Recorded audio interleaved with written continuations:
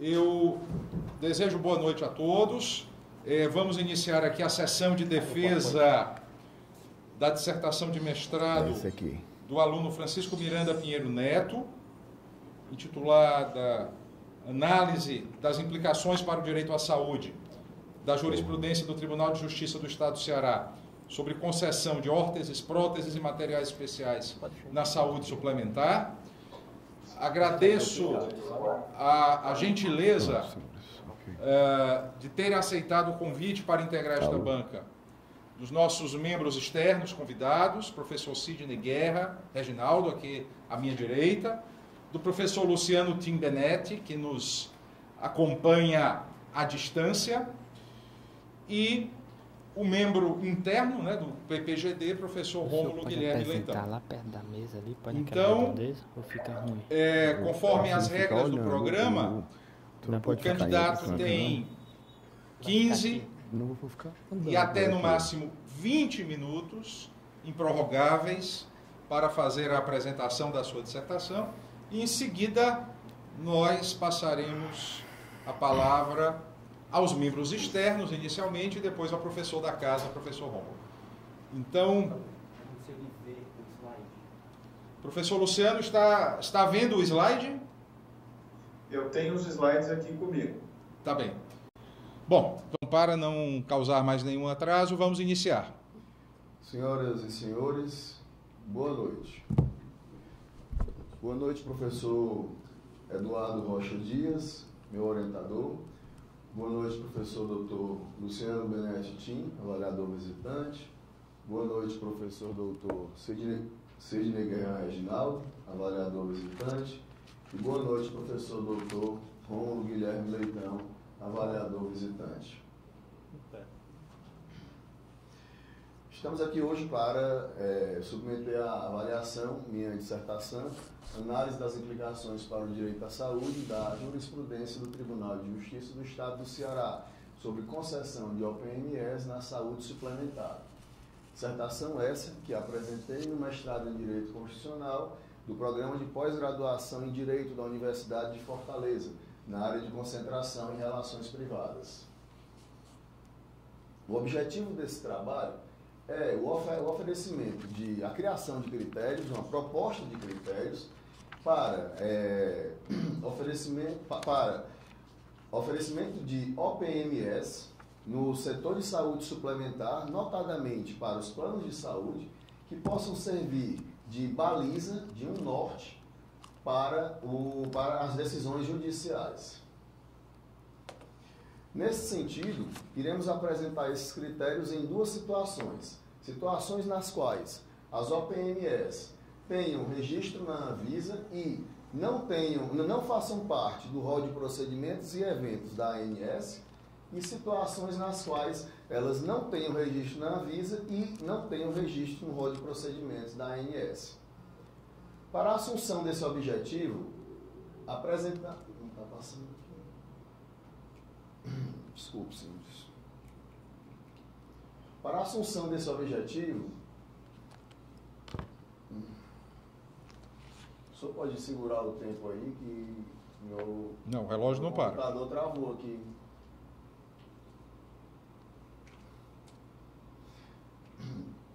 Utilizamos uma abordagem qualitativa e quantitativa. Analisamos as decisões através da metodologia de análise de decisões. Nessas decisões, observamos os critérios que as decisões, que as sentenças, que as iniciais e que as contestações utilizavam-se por meio da bibliometria, e na propositura dos critérios utilizamos Está acontecendo alguma coisa aqui? Nos utilizamos através da jurimetria para a proposta desses critérios. Os capítulos são divididos em: primeiro capítulo, OPMS e a saúde suplementar, ocasião na qual fazemos uma situação da saúde suplementar, uma contextualização da saúde suplementar, bem como das OPMS nesse setor. No capítulo seguinte, fazemos uma análise do ativismo judicial por meio da análise econômica do direito, da medicina baseada em evidência, bem como dos dispositivos legais e regulatórios aplicados à espécie. E no terceiro capítulo fazemos a análise da jurisprudência encontrada em cima do recorte temporal e do recorte terminológico apurado.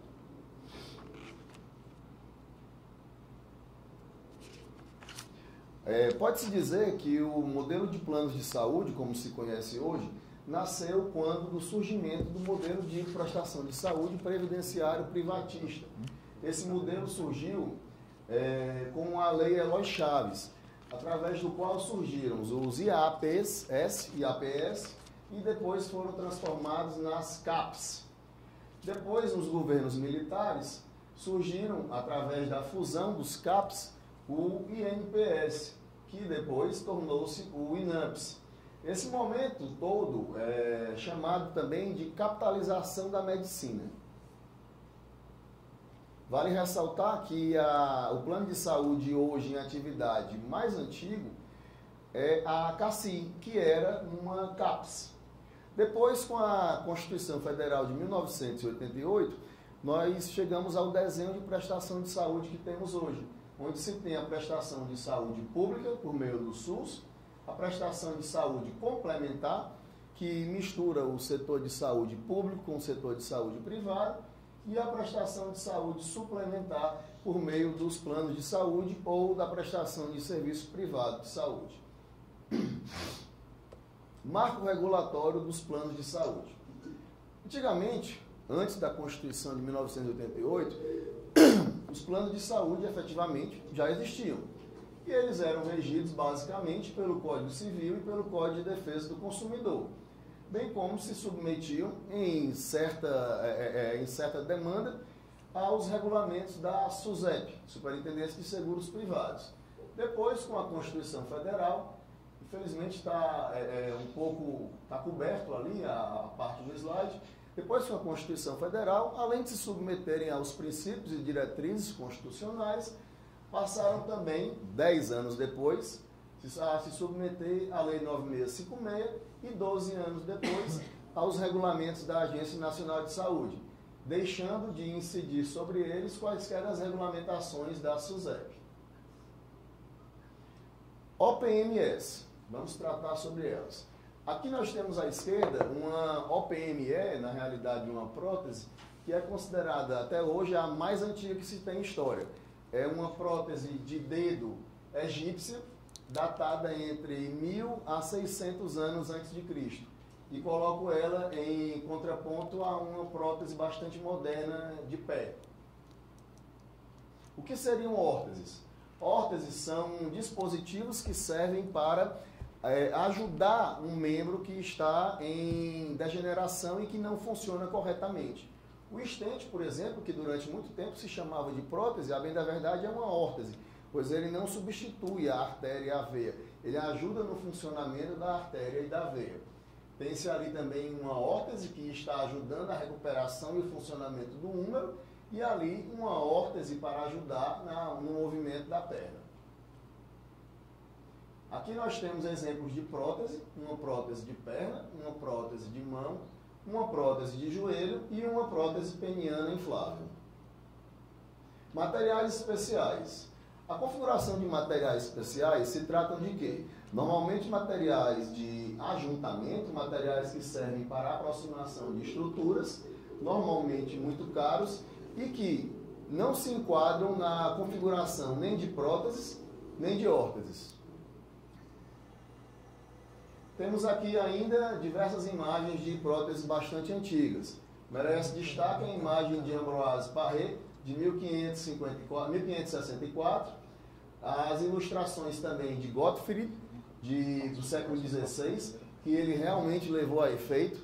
Era um cavaleiro alemão que desenhava suas próprias próteses, a mão vitoriana do século XIX, um veterano da Guerra Civil Americana, e essa prótese de 1942. Deve-se ressaltar que os períodos de guerra eram fundamentais para incutir nos cientistas, nos construtores, a confecção e a criação de próteses.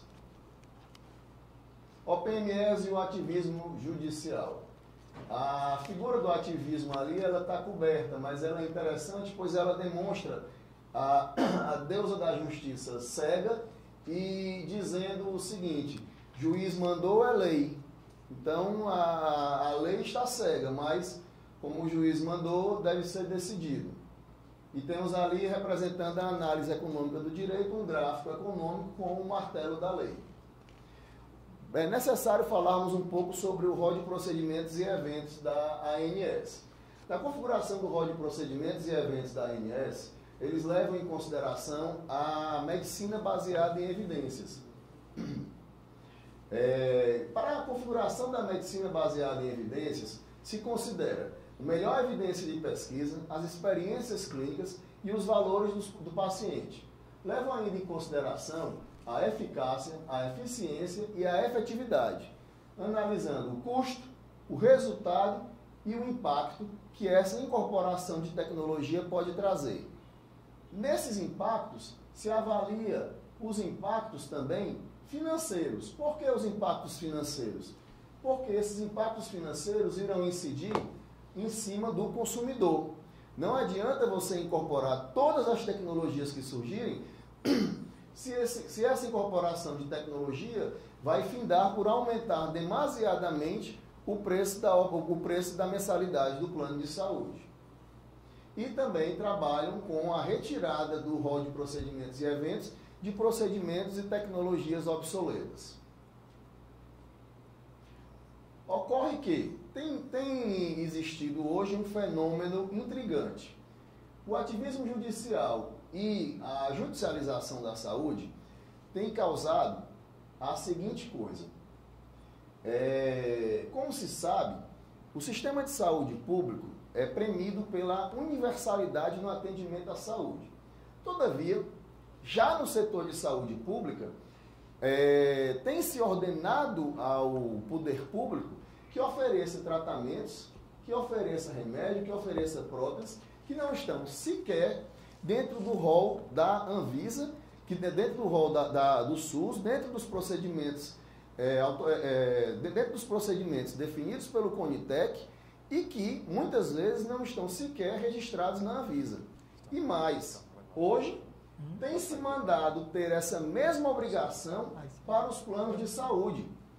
Demonstra-se dessa forma que os planos de saúde, além de terem que ter, devido a decisões judiciais, a mesma obrigação originária do poder público, originária da saúde pública,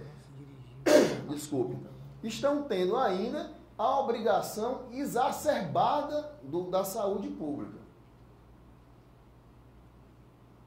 Trata-se dessa forma de um judiciário que não respeita o rol de cobertura, o rol de procedimentos e eventos da ANS, por mais que esse rol seja feito com base em determinações da ANS, com base em decisões do CONITEC e com base em determinações da Anvisa. Então, configura-se o quê?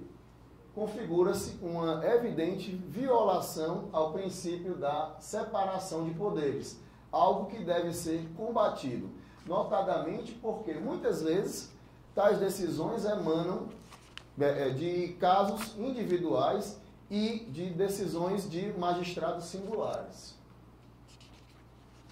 Os juízes, nesses casos, e inúmeras vezes, levam em consideração apenas os atestados médicos individuais, não se baseando na medicina baseada em evidências e sem realizar perícias médicas ou judiciais.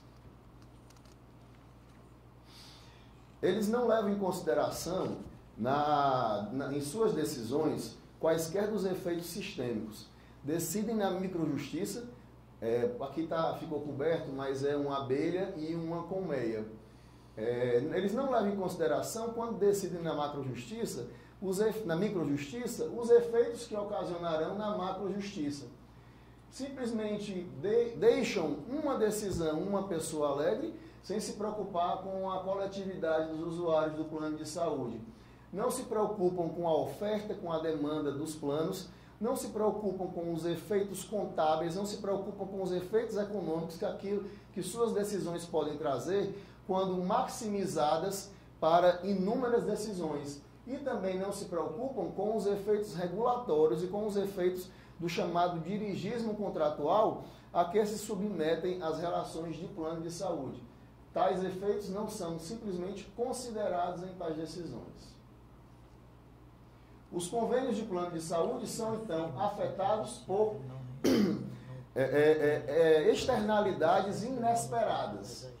E isso levará suas contabilidades, sua previsão orçamentária a tomar efeitos, a levar a efeitos devastadores. Levará, ao final, a morte do setor. Por quê?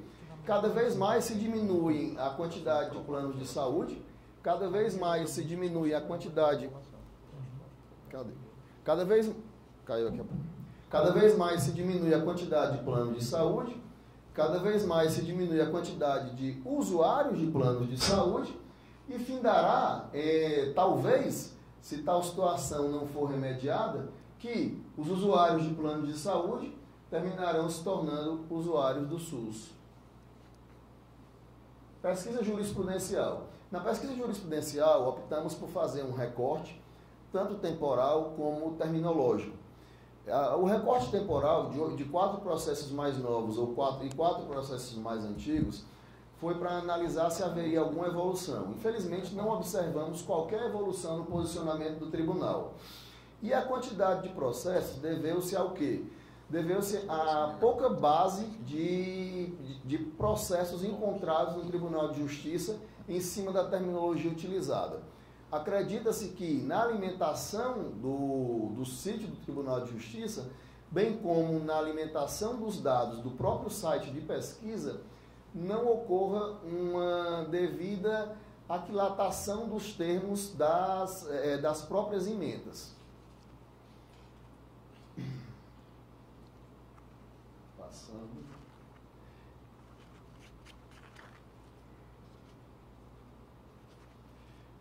Dividimos, então, as decisões em cima de seus elementos autorizadores. Passamos à análise da tutela antecipada. Percebe-se que em quase todos os pedidos, em quase todos os processos, houve pedido de tutela antecipada. Apenas no processo E não houve pedido de tutela antecipada porque era um pedido de ressarcimento. Já no processo F, onde houve pedido de tutela... Pode pedir um microfone, está sem bateria esse microfone. Alô? Alô? Apenas no processo... Apenas no processo E, não houve pedido de tutela antecipada. Tem que tirar aqui, por baixo.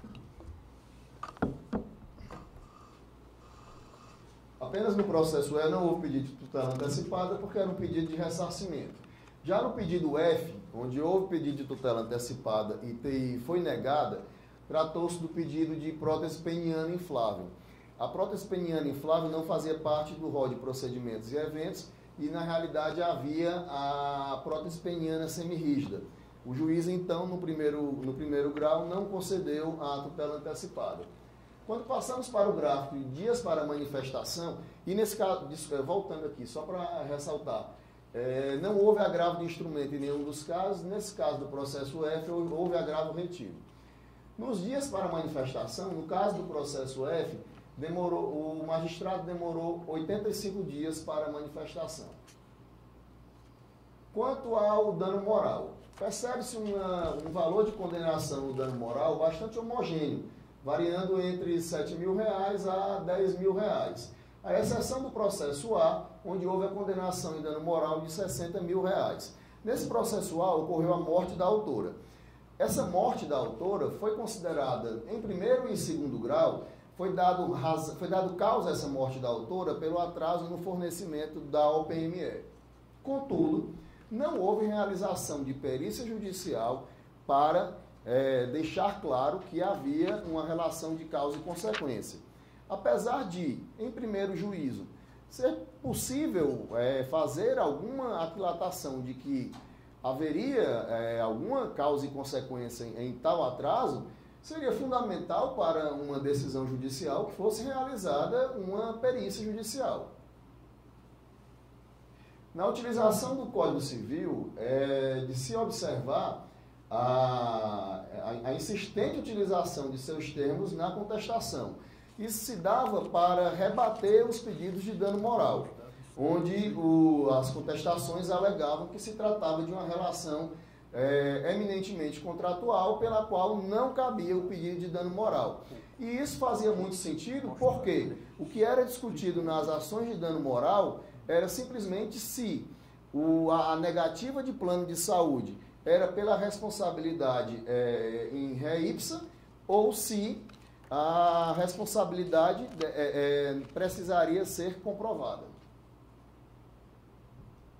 A utilização do CDC, como se observa, é maciça em praticamente todos os processos, à exceção do processo H, que se tratava de um plano de saúde de autogestão. Apesar de, no primeiro grau, o magistrado ter entendido que cabia a incidência do CDC, em segundo grau foi consertado essa falha do magistrado. Nesse caso, é cogente registrar a modificação da súmula do STJ que, bem recentemente, inclusive há poucos dias antes de eu entregar a dissertação, a súmula do STJ acerca de Código de Defesa do Consumidor para planos de saúde foi alterada, deixando claro que para planos de saúde de autogestão não se aplicaria o Código de Defesa do Consumidor. Todavia, em nada mudou a decisão de primeiro grau. Simplesmente, em segundo grau, se disse que não se aplicava o Código de Defesa do Consumidor, mas pelos princípios de direito constitucional e pelos princípios de boa vontade do direito contratual, continuaria condenando ao fornecimento da OPME. Utilização da Constituição Federal. É bastante heterogênea a utilização da Constituição Federal e, quando era utilizada nas iniciais, era para alegar o direito universal à saúde e, nas contestações, era para imputar essa responsabilidade de produtos fora da lista do RPE, que é o rol de procedimentos e eventos, ou nos casos em que eram procedimentos fora da lista da ANS, tal responsabilidade caberia ao Estado. O que é uma tese que merece maior aprofundamento, é uma tese interessante. Contudo, depois dessa decisão recente, acerca da ADIM 1931, é difícil que tal tese tenha algum sucesso, mas é algo que merece estudos posteriores. Nos casos em que não haja previsão nem em RPE, nem em Anvisa, ocorreria então talvez uma concessão por parte do Estado. Seria algo que depois da decisão da Anvisa, depois da decisão recente acerca da ADIM 1931, poderia ocorrer algo desse tipo. Todavia, apesar de em todas as contestações os planos de saúde alegarem isso, em nenhum momento pediam isso no pedido. Simplesmente falavam ao longo da petição, mas não realizavam o pedido, não faziam o chamamento ao processo da União e simplesmente passavam ao largo. Utilização da lei dos planos de saúde. A lei dos planos de saúde efetivamente é utilizada nas iniciais, independentemente do plano ser regulamentado ou não. Os advogados a alegavam, diziam todos os termos da lei dos planos de saúde. As contestações, nos casos em que se tratava de planos não regulamentados, apresentavam os dispositivos dos quais não caberia ao fornecimento daquelas órteses por conta de dispositivos da própria lei dos planos Pinheiro, de saúde. Só lembrando que já chegamos ao tempo que possa caminhar então para a conclusão, tá bom? Ok. A utilização da regulamentação da ANS é praticamente não utilizada, não utilizada nos processos, à exceção do processo da prótese peniana inflável. A utilização da medicina baseada em evidências foi basicamente desconsiderada. Nos processos D e F, nos casos em que foi utilizada, infelizmente, nas contestações, simplesmente eles aceitavam as sugestões dos médicos e simplesmente diziam, em que pese concordarmos com a opinião do médico, não podemos fornecer a OPME porque não faz parte do rol de procedimentos e eventos. A utilização da análise econômica do direito, ali está 0,5, mas é porque era para ir até 1. Então é como se fosse realmente muito pouco utilizada. Quando era utilizada da análise econômica do direito, não havia apresentação de números, não havia apresentação de preço das próteses, não havia apresentação de nenhum dado com mais embasamento. Conclusão. Situação 1. OPME, aqui no caso a prótese peniana inflável, e aqui o estente biodegradável, material bastante novo. Ambos têm registro na Anvisa e não fazem parte do rol de procedimentos e eventos da ANS. Então deve-se perguntar ao magistrado, há pedido de incorporação dessa tecnologia no rol de procedimentos e eventos da ANS? Se há pedido, esse pedido foi negado, ali tem um carimbozinho de negado que está coberto. Se esse pedido foi negado, então não cabe o fornecimento. Se há silêncio da ANS, se há silêncio da ANS há mais de 2 anos, cabe realizar pelo magistrado. Primeiro, não pode ser fornecido com base apenas em atestado médico. Tem que analisar se não há prótese similar que tenha as mesmas funções ou que as funções possam suprir a necessidade do paciente no rol de procedimentos e eventos da ANS. A perícia médica judicial tem que ser feita, de preferência, com membros da ANS e Anvisa, ou que de alguma forma eles possam ser ouvidos, o que hoje é bastante fácil, porque há um canal de comunicação da Anvisa e da ANS, onde eles emitem pareceres. Isso hoje realmente não é difícil. Inclusive tem um parecer sobre a prótese peniana inflável. Tem que haver também o parecer do NatJus, que vem sendo pouco utilizado, mas há necessidade de utilizar. De preferência, se possível for, seria muito necessário que haja, até porque esses pareceres são previstos na RN 424 dos planos de saúde, que não se utilizam. É uma falha dos planos de saúde não se utilizar a DRN 424, que é a formação da junta médica. Deveria ser incorporado à perícia membros do CRM e, se possível, membros da comunidade acadêmica, levando em consideração a análise econômica do direito e a medicina baseada em evidências. Situação 2. OPMEs que não têm o registro na Anvisa e não têm o registro na ANS. Acho que o professor caiu. Professor Luciano, está nos ouvindo? Sim. Tá, pronto. Que a sua imagem tinha desaparecido? Só confirmando aqui. Tá ótimo. Não, sim, eu desapareci só para não gastar a bateria, eu estou só esperando. Tá certo. Pronto. Terminar, e aí eu... Perfeito, obrigado. Prefacialmente, há de se registrar que tratamentos experimentais em humanos não devem ser utilizados, principalmente se custeados por planos de saúde. Mas, se for para ser utilizado, deve o magistrado, primeiro, arguir se o pedido na Anvisa foi negado. Se houver sido negado, não deve ser fornecido o material. Se a Anvisa está silente há mais de 1 ano, esse critério é o mesmo critério utilizado por Luiz Roberto Barroso na ação acerca dos medicamentos de alto custo. Acerca dos medicamentos sem registro na Anvisa, desculpe.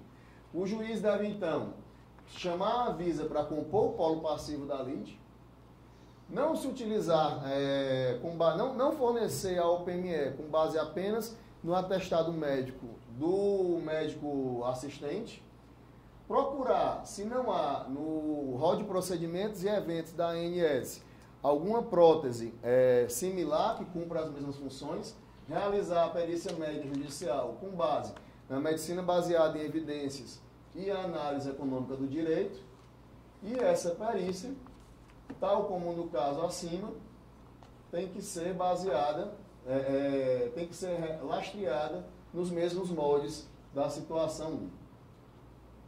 Fim. Ok. Obrigado, Pinheiro, Francisco Pinheiro Neto. Eu passo a palavra, então, logo ao professor Luciano Tim para as suas considerações. Pois não. Professor, eu só pediria, então, para que eu trocasse aqui a mídia. Perfeito. Passasse para o computador. Então, eu não quis interromper o candidato, que estava entusiasmado ali. Certo. Então, agora eu troco a mídia, em 2 minutos eu refaço a conexão, pode ser? Pode, sim. Se preferir, nós podemos passar a palavra para o outro membro externo e o senhor entra logo em seguida. Vocês que mandam. 2 minutos é só o tempo de ligar. Ah, então pronto. Então vamos aguardar. Vamos aguardar. Perfeito. Pode desconectar, então. Tá certo. Pinheiro, eu gostei muito dessa tela aí, viu? O grito do monte. Tua imagem aqui está aparecendo. Ali de onde você estava sentado estava aparecendo aqui. Não sei. Dá para tu ver daqui? Lá não aparece nada não.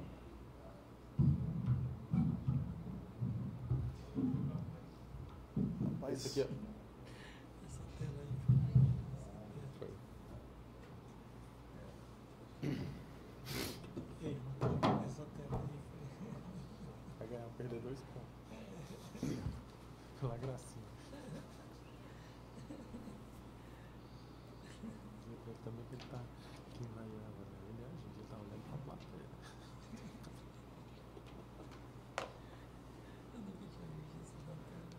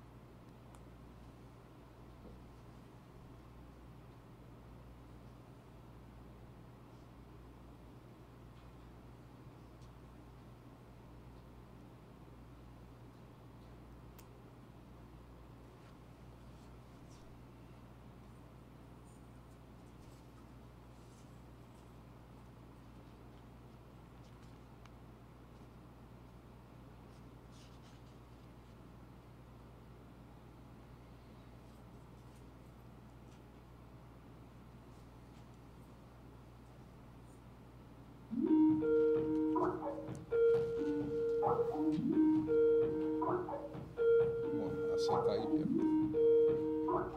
Oh, meu Deus. Não tem vídeo. Pronto. Pronto, professor? Nos ouve?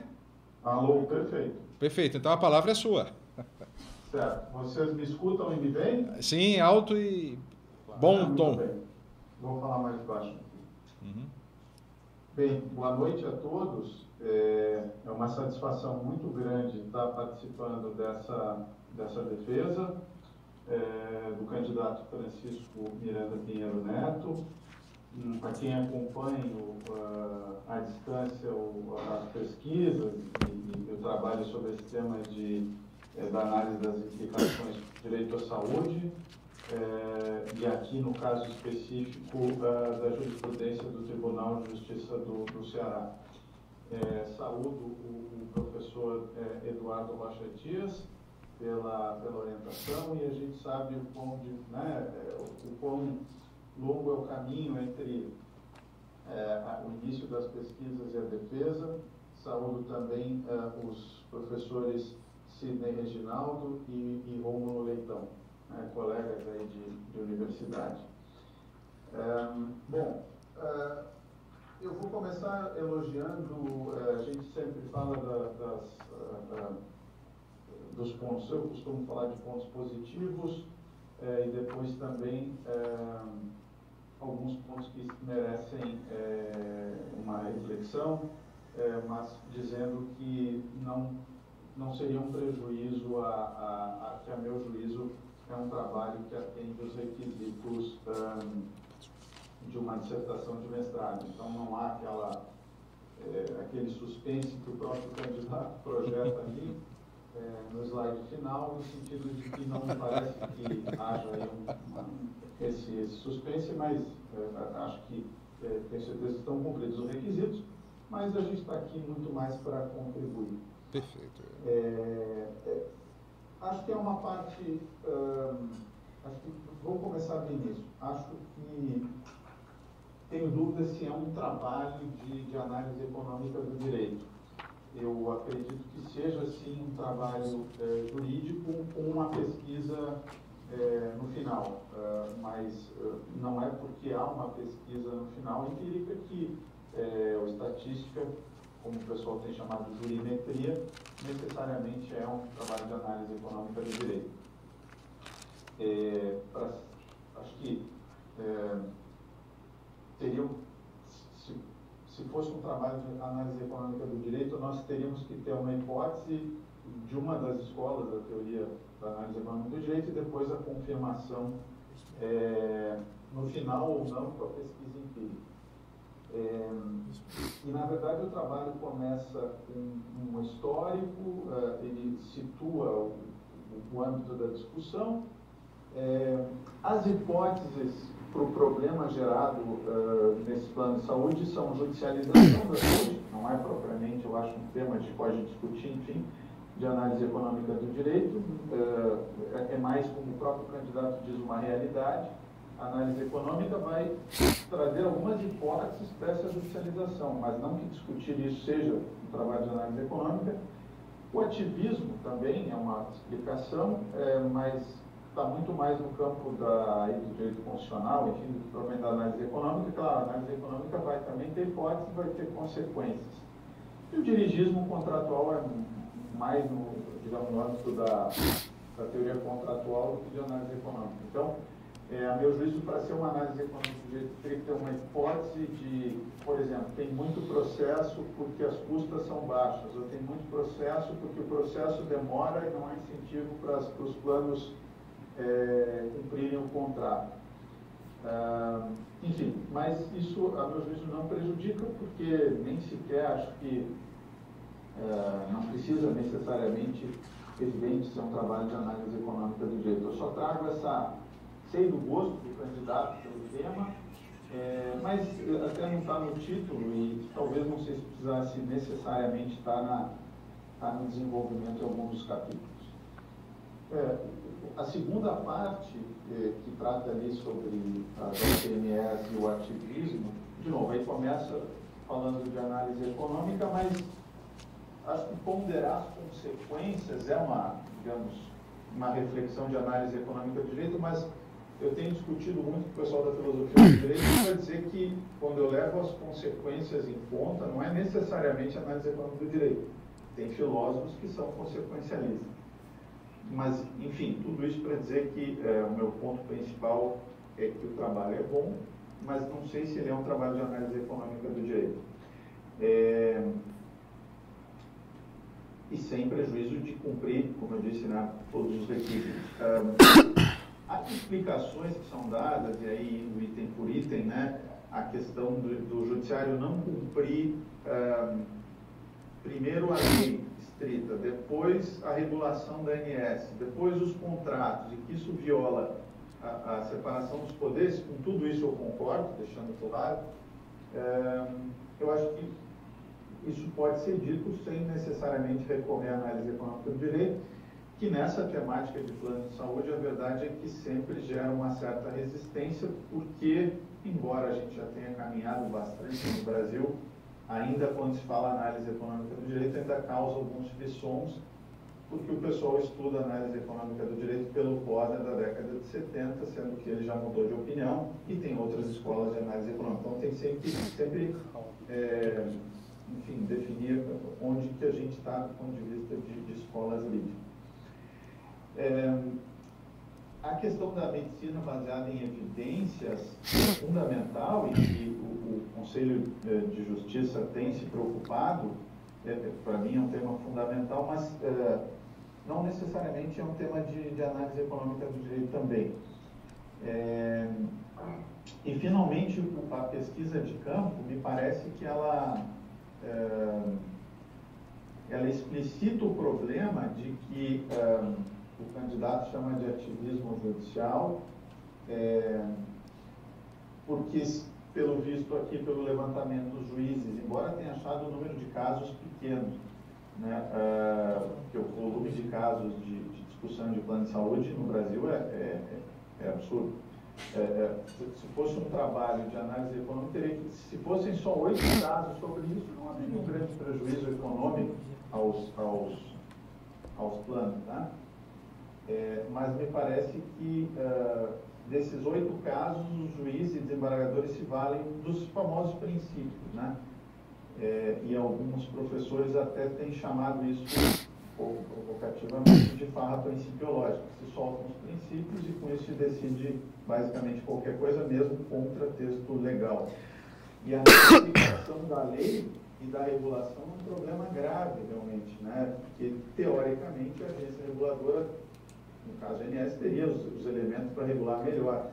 Mas há um descrédito dessas agências reguladoras e o judiciário, então, acaba ou não cumprindo ou tentando ocupar esse papel de regulador.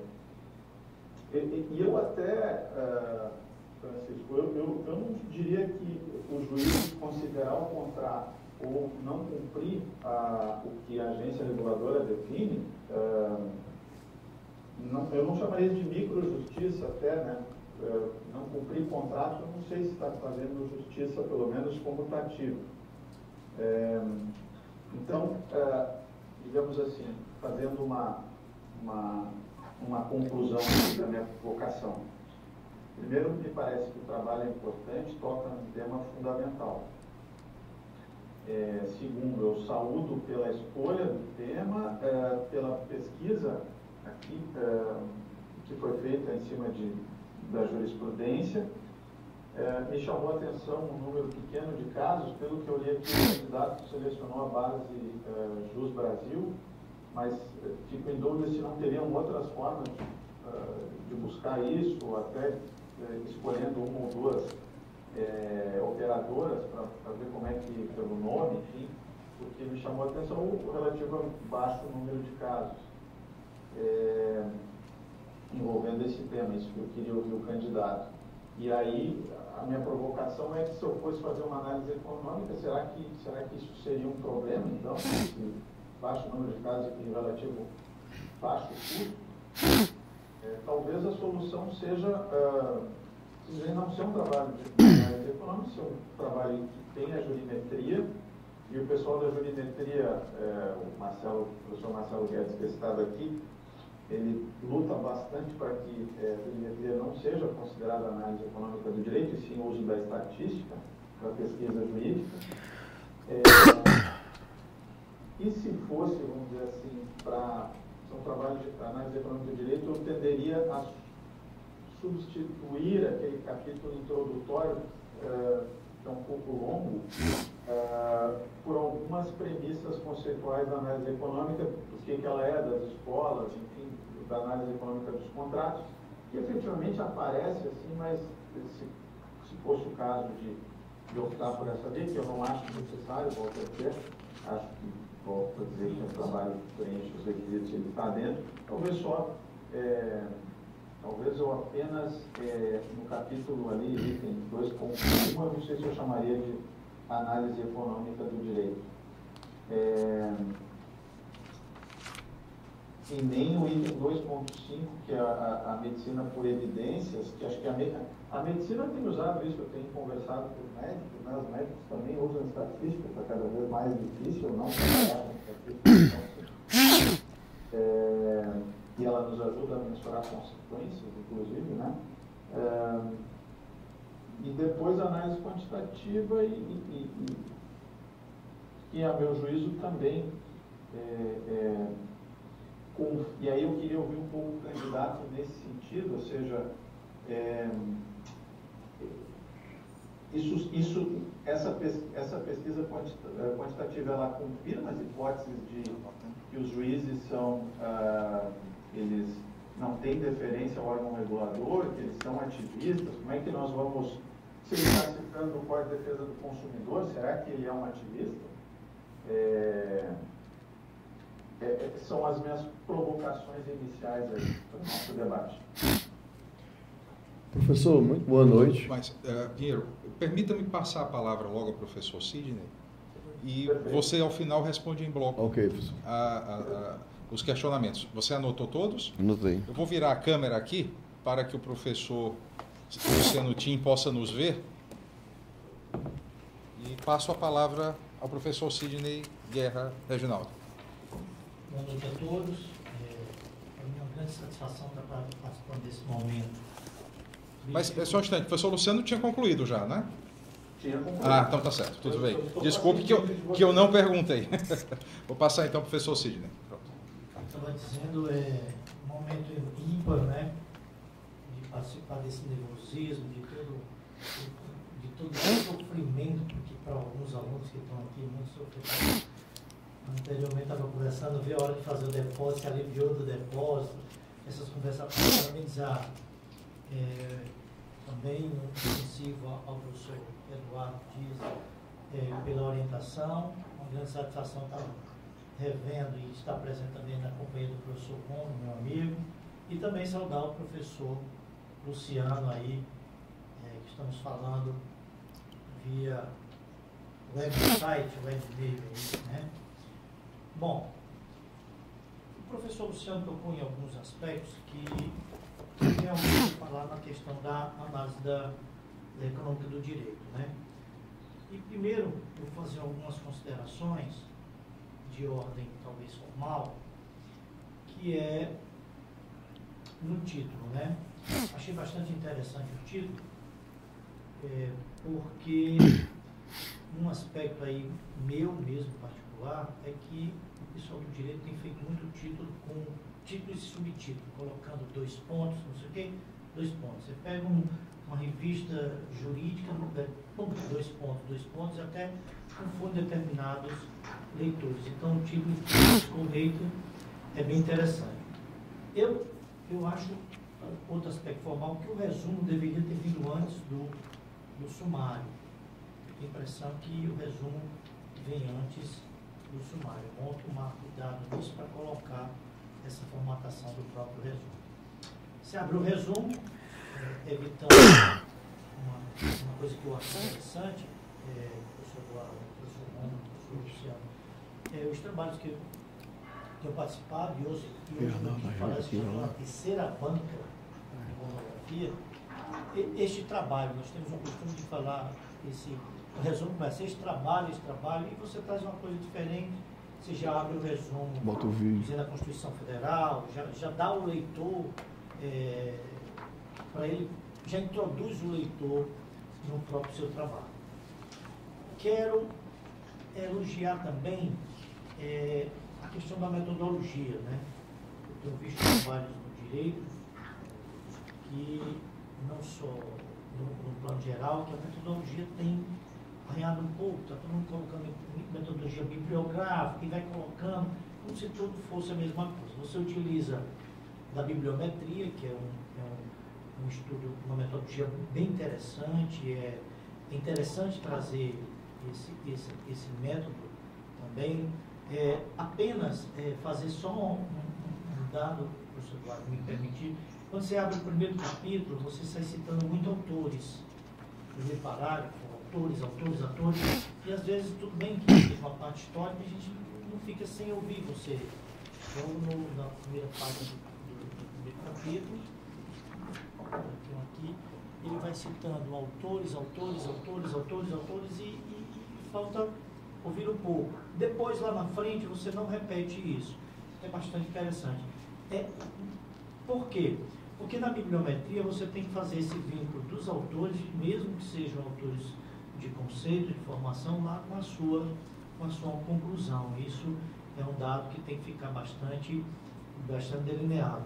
Muitos alunos, eles apresentam, e aqui eu falo porque muitos alunos, ele vai citando e acha que tem que citar um determinado autor, um clássico, vai citando um clássico, e realmente a bibliometria vem dar essa correção.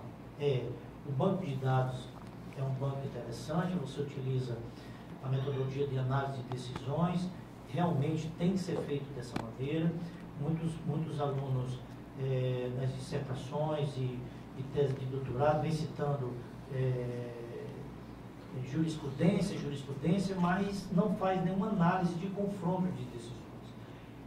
Nessa análise, tudo bem que você confrontou, e aí eu concordo com o professor Tim, você confrontou, faltou um confronto maior das jurisprudências entre o tribunal. Realmente, são poucas jurisprudências, evidentemente, você tem o mérito de ter trazido a questão regional, eu acho isso importante, ter pesquisado o Tribunal de Justiça do Ceará, e aí depois eu queria lhe ouvir porque só tinha essas duas jurisprudências que você tentou coletar, porque isso demonstra que parece que não existem muitas ações, pelo menos no Tribunal do Estado do Ceará, versando sobre especificamente essa questão da saúde. Então, achei isso interessante.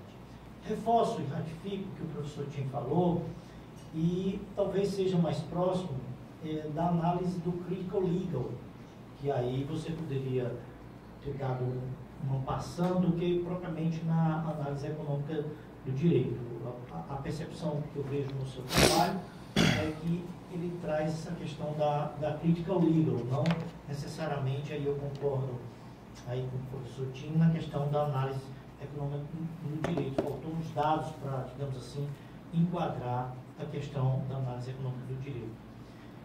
Você abre o seu terceiro capítulo, colocando no sumário, na página, acho 92 também, você coloca aí que, o terceiro capítulo, você coloca OPMS na jurisprudência, problemas relevantes. Mas, na verdade, você faz a pesquisa do Tribunal de Justiça do Estado do Ceará. Então, eu achava que, pelo menos, a temática dessa introdução deveria ser para o leitor que você vai nesse capítulo pesquisar a jurisprudência foi tirada do próprio tribunal, né? Em relação a... E tem as questões formais, que aí você depois busca para não me alongar. Bom, eu vejo um problema quando você vê o critério, você ataca bastante, de certa forma, o judiciário, mas na verdade, e aí eu vou querer ouvir na seguinte perspectiva. É o judiciário ou o judiciário cearense?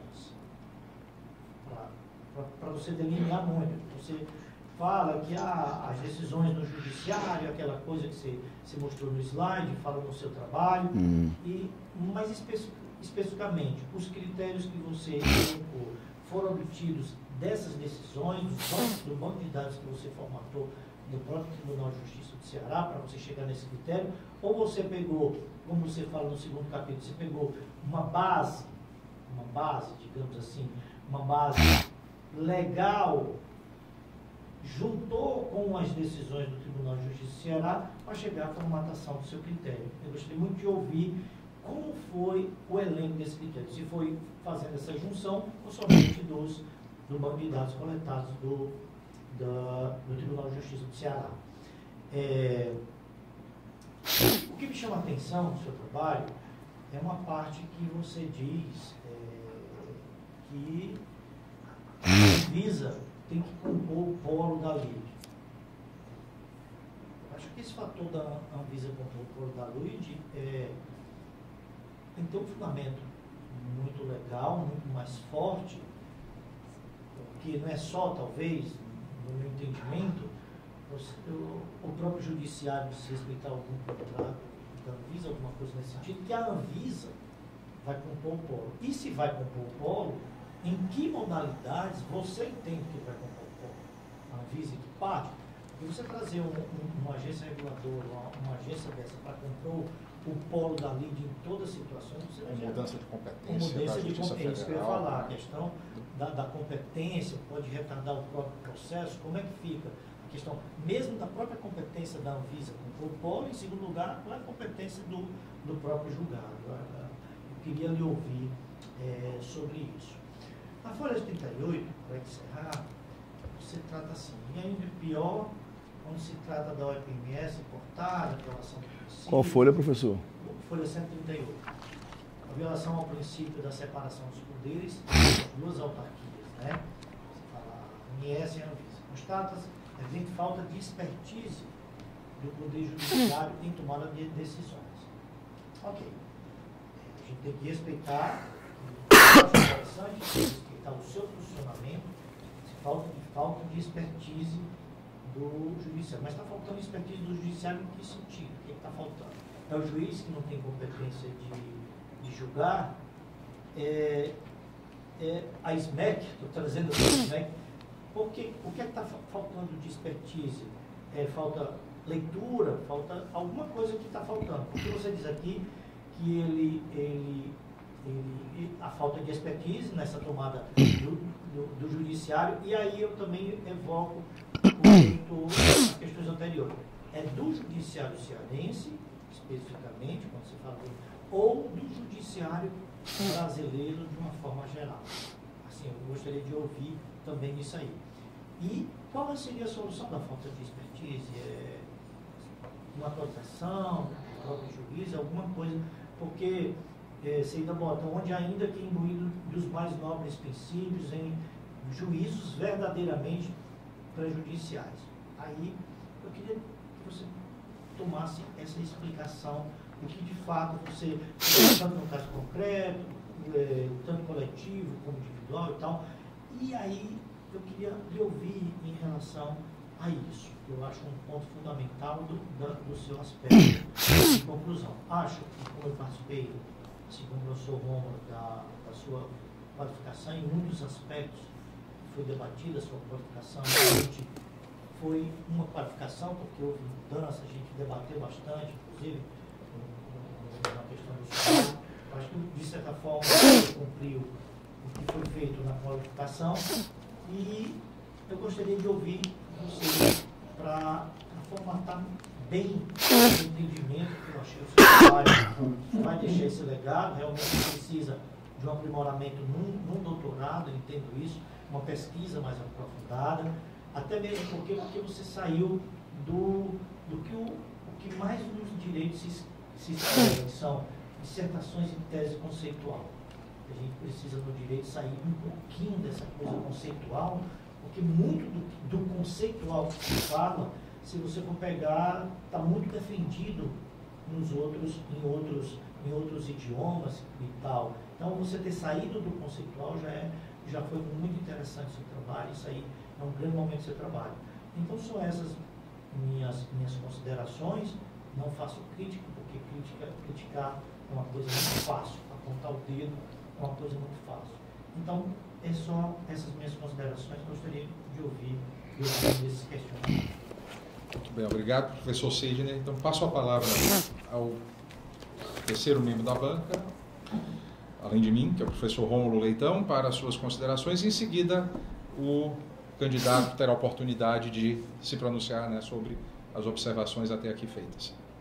Bom, boa noite a todos. Eu queria agradecer o convite do professor Eduardo Pinheiro Neto, professor Sidney. Queria cumprimentar a audiência, cumprimentar meu amigo Fernando Albuquerque, professor Fernando Albuquerque, da Faculdade de Direito. Eu fiquei muito satisfeito com a evolução do trabalho, da qualificação para agora. Tem a parte histórica, o resgate histórico do direito à saúde está bem completo.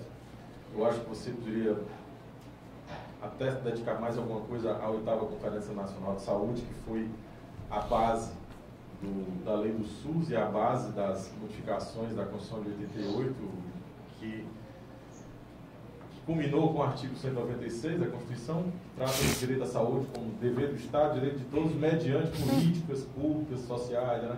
Ou seja, essa parte o Supremo Tribunal Federal ignora por completo na Constituição.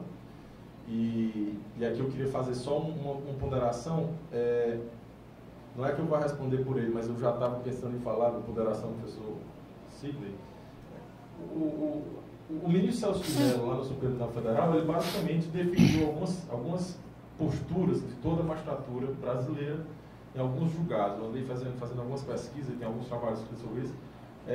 A questão do direito à saúde como direito individual e não direito coletivo, como está posto na Constituição, como foi discutido na 8ª Conferência Nacional de Saúde, em 86, isso foi completamente apagado da história por conta das decisões que enxerga como direito individual e não direito coletivo à saúde.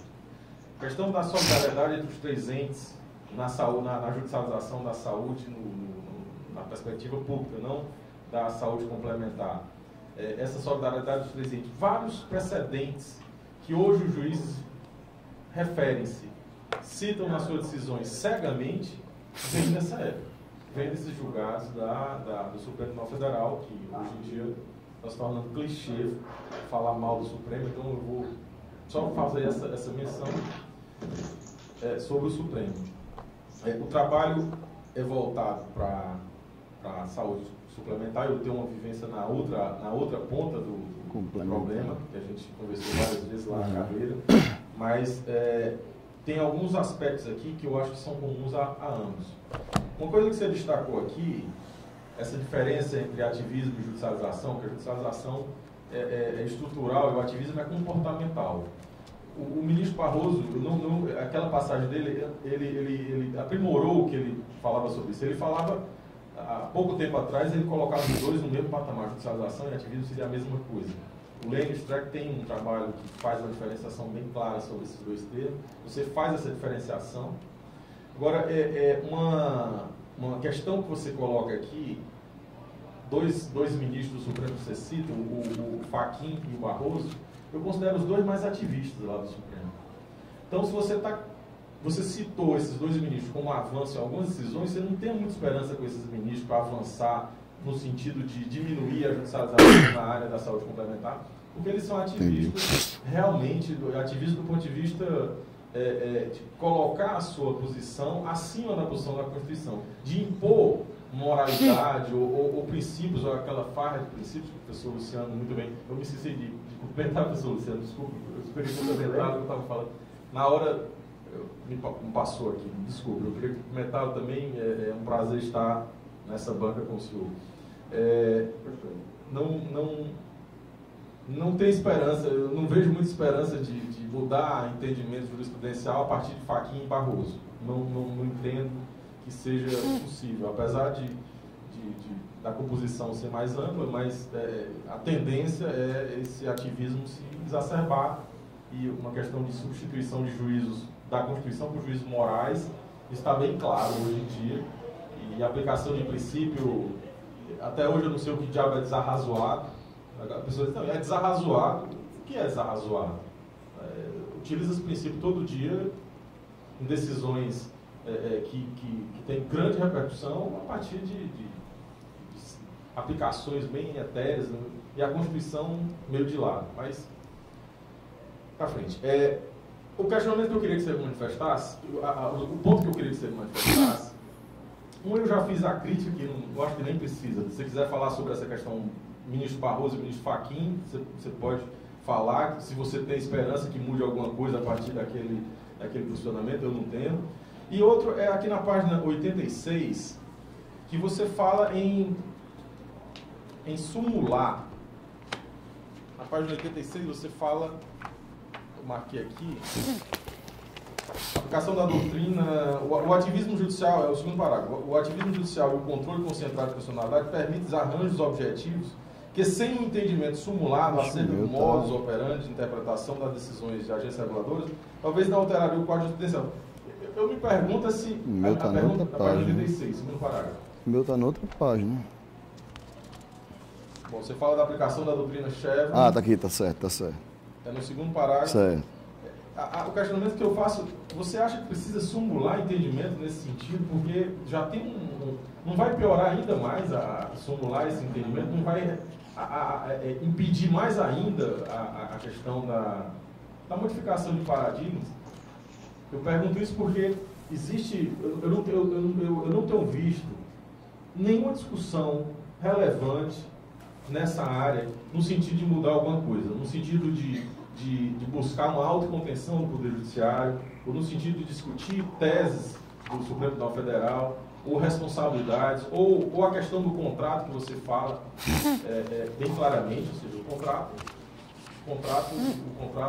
no plano de saúde agora, qualquer princípio, qualquer decisão, põe por terra todo o Código Civil, o Código Civil, coloca Eu não vejo muita expectativa de discussão disso. Eu queria que você falasse um pouco sobre isso, porque eu não sou otimista em relação a essas discussões no âmbito do Poder Judiciário. A coisa está muito imposta de cima para baixo, é dever, tem que fornecer. A questão dos planos de saúde que estão diminuindo, que estão quebrando, que está se tornando economicamente inviável. Não sei se exatamente por conta da decisão judicial, mas elas não ajudam. Eu tenho dúvidas sobre o alcance da judicialização em termos de valores. Sabe, eu tenho uma ideia de quanto se gasta de decisões judiciais. Quando você compara com o orçamento da saúde, que é gigantesco, não é tão relevante. O problema é mais de desorganizar o sistema do que de impor um ônus de dinheiro que acabe onerando demais o orçamento público. Isso aí aplica-se também ao particular. Eu queria que você falasse dessas duas questões. Em relação à base de dados, eu achei muito pequena esses 8 processos, mas até entendo que o site do Tribunal de Justiça do Estado do Ceará é péssimo. Você não consegue pesquisar absolutamente nada no site. Tanto que você foi para o Jus Brasil. Uma sugestão que eu dou é você ir pessoalmente no Tribunal de Justiça e buscar pesquisa a partir de dados dos computadores do tribunal. Eu já tive orientando que tentou acessar dados pelo site e não consegue, porque não tem termos de pesquisa, mas quando você vai pessoalmente, eles têm lá mecanismo de busca bem mais refinado do que os que eles disponibilizam para nós, jurisdicionados, advogados e pesquisadores. Então, para aumentar essa base, só vai indo pessoalmente e pedindo, até com a carta de um orientador, como pesquisador, você consegue, acredito que consegue mais dados. Então, essas são as minhas considerações. Muito obrigado, professor Eduardo. Obrigado também ao professor Rômulo. Passa a palavra, Francisco Pinheiro Neto, para as suas considerações sobre o que foi dito até agora pelos membros da banca. Ok. Boa noite, senhores. Muito obrigado. Inicialmente, quanto à base de dados, que foi uma questão levantada por todos e, inclusive, é o motivo do meu último parágrafo da minha dissertação, devo dizer que, quando eu fiz a pesquisa, eu não estabeleci... Primeira pesquisa que eu fiz, eu não estabeleci intervalo de tempo, simplesmente coloquei as palavras, as terminologias de pesquisa. Saíram 91 ou 92 resultados. Contudo, muitos desses resultados haviam a palavra órtese ou prótese em jurisprudências citadas sobre o tema. E então eu analisei cada uma, pois eu buscava órtese ou prótese no corpo do acórdão. Não queria buscar acórdãos que não se referissem a órtese ou prótese. Haviam muitas decisões sobre plano de saúde, mas que versavam sobre medicamento, versavam sobre cirurgia, e ocasionalmente o magistrado, o desembargador, citava uma jurisprudência que tinha órtese ou prótese. Se não me engano, talvez eu poderia ter aumentado a base de dados para 16 ou 17. Não me recordo. Findou por ficar esse intervalo de 8, mas foi porque a pesquisa eu me detive a realizar essa análise. E também já era de minha intenção, tal qual eu fiz em outro artigo, que está até aguardando a publicação, minha intenção não era analisar apenas o acórdão. Até porque, nessa outra pesquisa que eu fiz, eu pude observar que os acórdãos têm sido um tanto pobres nas referências às disposições legislativas. Então, minha intenção foi, desde o começo, analisar as iniciais, as contestações, as sentenças e os acórdãos.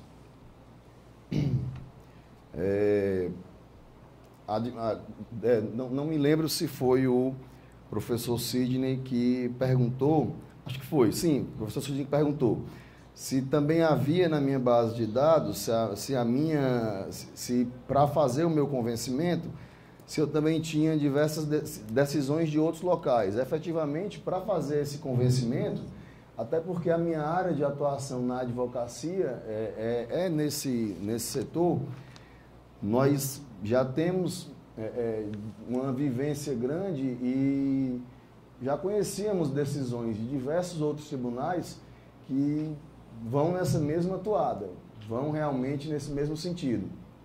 Nessa outra pesquisa que realizamos, nós fizemos a pesquisa no STJ, utilizamos basicamente da mesma terminologia de plano de saúde, contudo não nos utilizamos de órtese ou prótese, utilizamos plano de saúde, contrato e outras duas terminologias, e usamos um intervalo de tempo de 2 anos, não, de 1 ano, e chegamos a um resultado de 17 processos.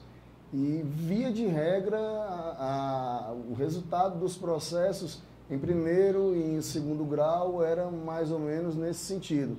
Quando chegava ao STJ, era que o resultado ia mudando. Se me recordo, dos 17 processos, ia numa média de 80% contra plano de saúde no primeiro grau, 60% contra plano de saúde no segundo grau, e no terceiro grau é que chegava a ser uma média de 50 contra, 50 a favor. Minha intenção nesses 8 processos era ir até o STJ, só que apenas em 2 casos foi para o STJ, então não tinha sentido fazer a análise até o STJ desse processo. Indo aos questionamentos do professor Tim. Professor, realmente a análise econômica do direito é uma ciência nova, é uma ciência, em certos termos, nova, né? Já tem alguns anos. Não tão nova, 50, nova, uns 60 anos. Uns 60 anos. Depois que o senhor me falou isso daqui, a hipótese das escolas, a confirmação, estou pensando aqui seriamente para fazer algumas ponderações a respeito disso, mas a ponderação do senhor realmente eu gostei muito e vai me acrescentar muito. Por que eu utilizei, por que eu me utilizei da terminologia análise econômica do direito? Foi porque a defesa que eu fazia nas ações e que eu me imaginava se eu tivesse no lugar do advogado do plano de saúde, seria o quê?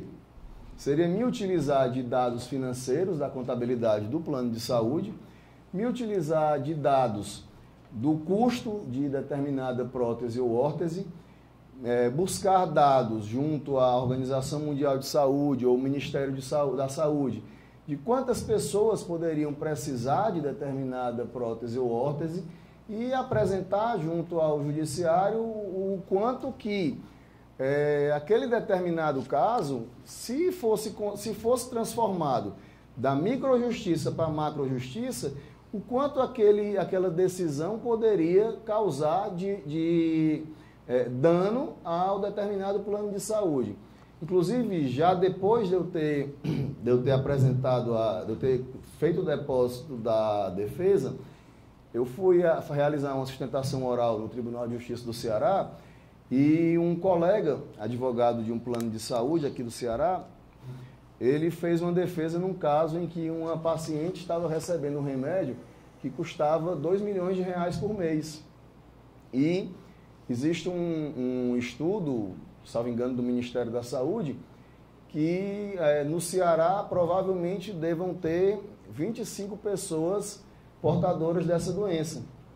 E segundo esse meu colega, há uma expectativa de que 10 pessoas do plano de saúde, que ele é advogado, devam ser portadoras. E o balanço final do plano de saúde mensal havia sido um saldo positivo de R$6 milhões.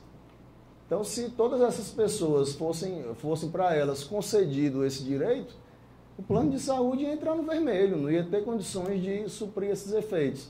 Então, meu sentido de me utilizar da terminologia de análise econômica desse direito, análise econômica do direito, foi com esses fins. Foi o quê? Foi de suprimento de demanda, foi analisar as consequências sistêmicas, analisar as consequências contábeis da decisão judicial. Creio que faltou-me realmente maiores referências teóricas às hipóteses da análise econômica do direito. Deixa eu só... Quanto à utilização do Juiz Brasil, o professor Rômulo explicou aí a questão, mas eu advirto que antes mesmo de ir para o Juiz Brasil, eu havia realizado a pesquisa no sítio do TJCE, então a pesquisa foi meio que um misto dos dois, não foi tão somente no Juiz Brasil. Acho que eu não deixei isso claro na dissertação, deveria ter deixado isso claro. Eu fiz realmente uma rechecagem na dissertação. Substituir campo introdutório para... O professor Luciano perguntou, Pinheiro, se pode falar se houve ativismo, se as decisões utilizam o CDC. Não é isso, professor Luciano? Foi uma das suas perguntas. Se as hipóteses são confirmadas pela pesquisa, ou seja, se a pesquisa empírica, ainda que reduzida, confirma a hipótese de ativismo, ou seja, é ativismo eu não aplicar partes de leis que seriam desfavoráveis ao que eu quero e dar uma expansão principiológica do que eu ideologicamente quero? Nas decisões analisadas, apesar de se considerar a utilização do CDC e efetivamente o CDC ser aplicado aos planos de saúde, o que pode ser observado é que simplesmente se desconsideravam a lei dos planos de saúde. Se utilizar o CDC, realmente deve ser utilizado. Mas daí a se desconsiderar a lei dos planos de saúde e desconsiderar ainda mais que aqueles contratos são submetidos ao controle da Agência Nacional de Saúde, já se torna algo, já se torna uma postura, segundo a definição do Luiz Roberto Barroso, um tanto ativista, porque ele se dota de uma exegese muito expansiva de princípios constitucionais ou de determinadas disposições legais para impor o pensamento dele por cima de outras disposições existentes no arcabouço legal. Tem um artigo, agora me falha a memória se é do Klaus Maffes ou do Carsten Sunstein, que diz que só cabe a intromissão do judiciário nas decisões regulatórias se houver alguma ilegalidade na decisão regulatória. E naquela medida, em determinadas medidas, não ocorreu a ilegalidade. Ocorreria a ilegalidade, por exemplo, na propositura dos critérios, se houvesse a omissão, a conduta omissiva da agência, talvez poderia ser considerada uma ilegalidade. Que aí eu já entraria no questionamento do professor Sidney. Existe já nesse caso da Anvisa, existe um artigo do professor Carsten Stein, que infelizmente eu não citei na dissertação, porque eu conheci esse artigo depois. É o Review Agency in Action After Recker and Chaney. Francisco, Ô, professor. Você até não precisa se sentir obrigado a enfrentar cada um dos pontos, eu até me dou satisfeito desse aspecto, porque como eu adiantei antes, a dissertação está boa. Eu só faria a minha provocação, eu tendo a sua resposta, só para sugerir que aí você faça um link no texto mesmo, né? Ou seja, tem essa hipótese, eu até concordo com o que você está dizendo, mas Eu acho que pode ficar mais claro da sua pesquisa, ainda que ela possa não ser significativa, acho que tem que fazer essa ressalva que 8 casos não tem significância estatística em princípio, mas dizendo que aparentemente haveria um ativismo ao juiz. Pode ser desconhecimento, mas também pode ser uma questão, aí você teria que testar numa outra pesquisa qualitativa, assim, como é que é a forma de pensar do judiciário, que seleciona, digamos assim, partes da lei ou princípios para não aplicar outras partes que exigiriam fazer conta, analisar as consequências. Então, é só eu só faria e com isso eu estou satisfeito, professor Dias, mas o candidato está dispensado de enfrentar os pontos, mas só faria esse link fechando a pesquisa com o que ele disse anteriormente. E talvez excluindo a expressão análise econômica do direito do texto, que exigiria uma expectativa de tratar de temas. Esse título, essa expressão análise não é necessária para os argumentos que ele está fazendo. Esses são meus pontos. Concordo. E eu estou satisfeito aqui, professor Dias. Ok, professor Luciano, obrigado. Então, eu só tenho um questionamento do professor Sidney, que ele pediu que fizesse, Francisco, que é sobre a questão da Anvisa ser chamada para compor o polo ativo. Sim. Aliás, passivo, né, da LIDE, que é um tema, inclusive, que nós discutimos. Sim. Sim. E eu expressei meu posicionamento de Sim. ser contra. Sim. E você manteve esse aspecto. O senhor né? é procurador federal. Concordo. Não, Tô independente brincando. disso. Eu sei, Porque isso causa transtornos. Eu sei. Só porque uma agência ou entidade edita normas que regulam dados do setor, isso não significa que aquela agência ou entidade deverá estar presente em todas as lides envolvidas daquele assunto. É algo complicado. Não é? Enfim. Então, fale um pouco sobre isso. Sim, existe um artigo, professor, que eu gostaria até de tê-lo lido antes. O li está com 5 dias, do Kassenstein, que é revisitando a inatividade das agências, em cima do caso Hacker versus Chaney. Nesse artigo, o Sunstein compara a conduta omissiva das agências com a conduta omissiva do promotor de justiça. Ele considera que as agências não podem deixar de se manifestar em tempo hábil sobre os que lhe importa, sobre o que é sua responsabilidade. Mas isso não exige um tipo específico de judicialização? Seria contra a agência, no caso. Não seria nos casos concretos. Ou seja, não seria no varejo, seria no atacado. Entendi. Né? Foi um dos tempos... Entendi. Porque para justificar o ingresso da agência em cada ação individual... Entendi. É algo a se pensar. Entendi. A questão eu confesso, professor, para o senhor que é um ponto que foi realmente um dos pontos dos critérios que mais me deixou em dúvida acerca de colocá-lo ou não, porque me causa uma certa dúvida deixar a responsabilidade unicamente por cima do plano de saúde. Nos casos em que eu observei, que eu analisei, me passava logo pela cabeça chamar o Estado para compor a lide nos processos que tivessem próteses e órteses não inscritas na Anvisa. Por quê? Porque quem tem a obrigação de conceder tratamento de forma universal é o plano de saúde.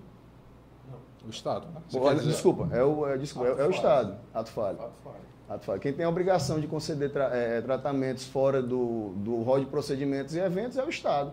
E na lei, quem tem a obrigação de fornecer tratamentos e próteses e órteses fora do registrado na Anvisa e do Conitec não é ninguém.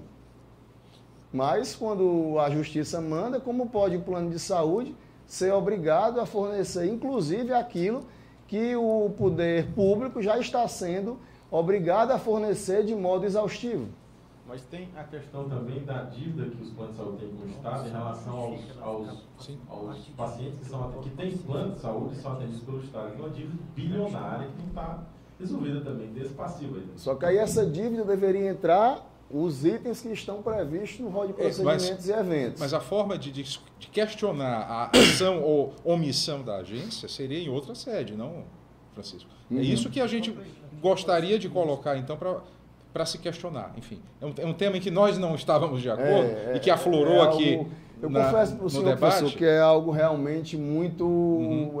É um dos poucos critérios da minha dissertação que está realmente... Porque esse questionamento da agência pode ser feito em outra sede. Pode não necessariamente nas ações individuais, que poderia retardar ainda mais, gerar problemas de competência. Não há um fundamento legal claro para inserção da agência aqui naquela lide. Bom, é algo a se pensar. Professor Sidney, está satisfeito? Professor Rômulo? Ativismo. Sim, ativismo e Luiz Roberto Barroso, é isso? Mais ou menos. Sim. Então, para encerrar, Francisco, essa última pergunta do professor Rômulo, então. Realmente, o ministro Luiz Roberto Barroso e o ministro Fachin são os mais ativistas. A referência ao ministro Luiz Roberto Barroso foi porque... Essa decisão. Foi porque ele, de fato, conceituou o ativismo e judicialização de modo bem perspicaz. E no fornecimento dos medicamentos fora da Anvisa, ele deu um norte. Ele deu um norte, de modo que não restassem também desamparados, não restassem também de um modo que simplesmente os planos de saúde não fornecessem nada. Também não poderia simplesmente não fornecer nada.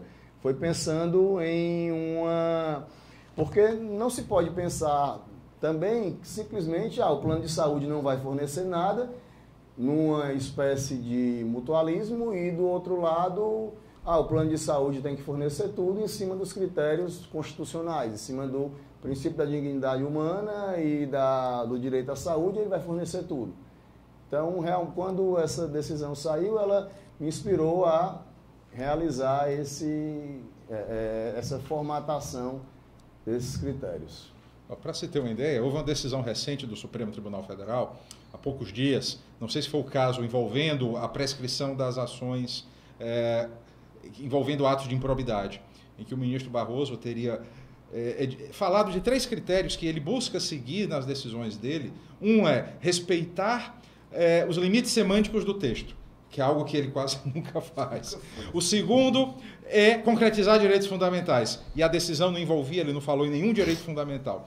E terceiro, promover uma evolução social, que isso, aliás, é o que ele faz ou busca fazer de mais perigoso, né? Incorporando um papel de uma vanguarda que, a meu ver, traz mais prejuízos do que vantagens propriamente para o nosso sistema de justiça. Então, só para mostrar que ele acabou sendo contraditório. Lógico. A forma de composição do STF, ela merece urgente reforma. Pois bem, a mim como orientador não caberia falar muito nesse momento, ressalvando aqui as excelentes ponderações que foram colocadas pelos membros da banca. Gostaria de realmente lembrar, Pinheiro, que consequencialismo não é sinônimo de análise econômica de direito, né? Então, aquele artigo do Klaus Mattes, né, professor da Suíça, sobre o consequencialismo no direito é interessante nesse sentido. Então, talvez seja bom realmente retirar a referência à análise econômica por não ter acrescentar, na verdade, para as conclusões do trabalho, como foi dito pelo professor Luciano, não é? Acho que você trouxe alguns pontos positivos, que foi a análise de casos concretos da jurisprudência do nosso tribunal, apesar dessas dificuldades em coletar uma amostra mais significativa, mas realmente o trabalho, pelo que foi debatido aqui, demonstra inegáveis méritos. Então, agora eu gostaria de, por uma imposição da praxe acadêmica, pedir a todos, ao candidato e aos presentes, que se retirem. Aos 16 de agosto de 2018, no Bloco A, Sala 4, da Universidade de Fortaleza, às 19 horas, reuniu-se a comissão designada para proceder ao julgamento do exame de defesa da dissertação apresentada pelo mestrando Francisco Miranda Pinheiro Neto, sob o título Análise das implicações para o direito à saúde da jurisprudência do Tribunal de Justiça do Estado do Ceará sobre a concessão de OPMS na saúde suplementar, tendo, enfim, como orientador. A comissão foi composta pelos professores que aqui já se pronunciaram, após a abertura da sessão, a manifestação dos professores, a manifestação do mestrando, retornando aos trabalhos, não é? Foi dada a palavra, enfim, aos membros da banca, e, retornando aos trabalhos, o presidente da banca examinadora atribuiu o conceito aprovado à dissertação, outorgando ao mestrando o título de mestre em Direito Constitucional. Então, parabéns.